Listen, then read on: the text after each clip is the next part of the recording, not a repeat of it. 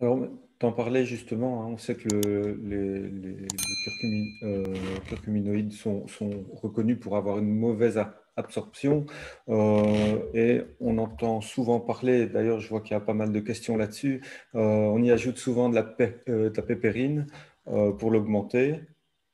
Qu'est-ce que tu en penses?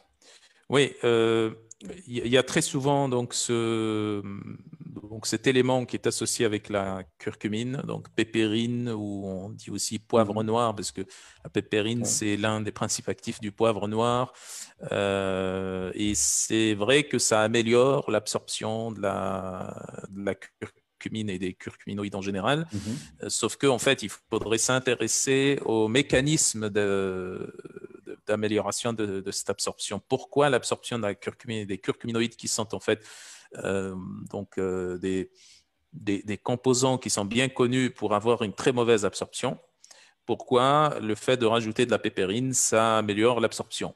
Donc, il faudrait bien comprendre que ça n'empêche pas, quand on a une mauvaise absorption de curcumine, ça n'empêche pas qu'on pourrait avoir aussi un effet similaire de la curcumine, peut-être pas similaire, c'est-à-dire exactement en termes d'efficacité, mais on peut avoir aussi des effets parce qu'on a aussi des régulations à travers le microbiote. Et c'est d'ailleurs le cas pour différents alcaloïdes et polyphénols aussi, qui ont une mauvaise absorption, euh, comme par exemple la berbérine aussi, qui s'inscrit aussi dans le même registre, ou des composants qui ont une mauvaise absorption. Donc, il y a une petite partie qui passe au niveau du sang et qui exerce directement ses effets métaboliques. Et puis, il y a aussi une majeure partie qui reste au niveau de l'intestin, qui est métabolisée par le microbiote et donc qui va faire évoluer la configuration du microbiote d'une certaine façon, de telle sorte à ce que ce microbiote-là, qui a été configuré différemment, va produire des molécules de signalisation qui vont Mhm. donner les effets escomptés aussi. Bien sûr, c'est plus efficace d'avoir de la curcumine qui s'absorbe plus, en plus grande quantité, euh, mais on aura toujours ces deux composantes-là, donc la composante par le microbiote indirect Mhm. et la composante directe par l'absorption et le passage au niveau du sang. Maintenant, la curcumine, comme la plupart des polyphénols, est métabolisée par le microbiote pour qu'elle soit mieux absorbée. Okay, mais Mhm. malgré cela, on a une mauvaise absorption qui est bien reconnue. Maintenant, le fait d'associer de la pépérine ou du poivre noir, donc extrait de poivre noir, avec la curcumine, ça améliore l'absorption de la curcumine, sauf que ça produit aussi des dégâts au niveau de l'intestin. Ça augmente en fait la perméabilité intestinale. Et donc, quand on dit que ça augmente la perméabilité intestinale, ça passe toujours, donc le mécanisme est bien connu, ça passe par la destruction des protéines qui ferment les jonctions serrées.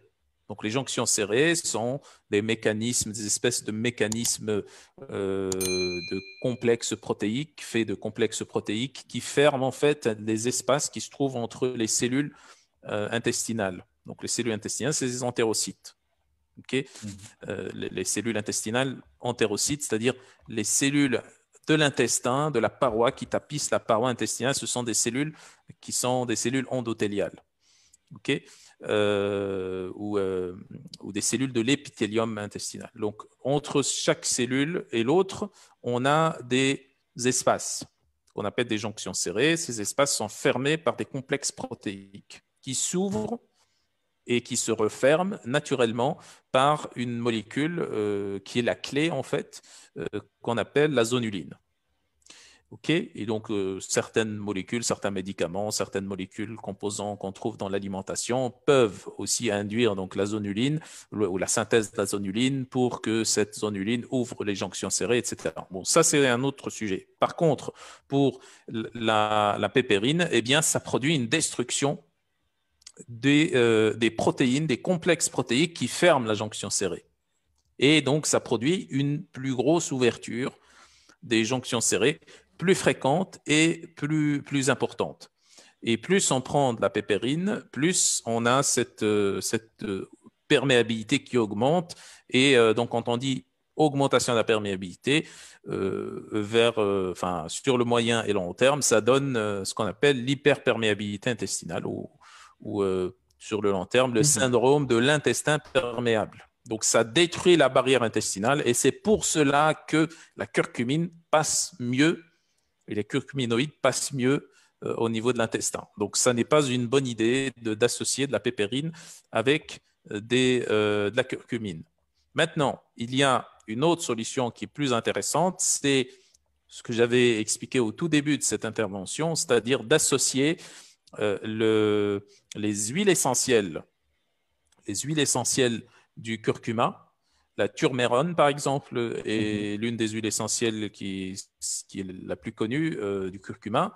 La turmérone est connue pour être un cofacteur de la curcumine et d'autres dérivés de la curcumine, d'autres curcuminoïdes, et qui permet donc cofacteur dans l'absorption. Donc, ils améliorent, donc ces huiles essentielles du curcuma améliorent l'absorption des curcuminoïdes. Et c'est ce qu'on trouve notamment dans le BCM 95, le fameux extrait que j'avais cité, donc le BCM 95 contient notamment, donc ça contient un titrage élevé de curcuminoïdes, ça contient également des huiles essentielles qui permettent d'améliorer l'absorption de ces curcuminoïdes. OK, donc ça, c'est selon moi, la meilleure solution pour améliorer la biodisponibilité des curcuminoïdes.